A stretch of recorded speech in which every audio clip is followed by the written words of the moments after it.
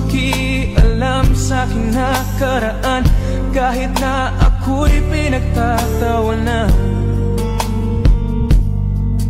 Ang mahalaga'y mas mahal na kita ngayon, dahil di mo na ako tinutulak sa ating hagdanan. Di mo na nilalagyan ng lason ng ulam, at sa gabi pag ako'y tulog ng mahimbing, di mo na ako tinatakpan ng unan.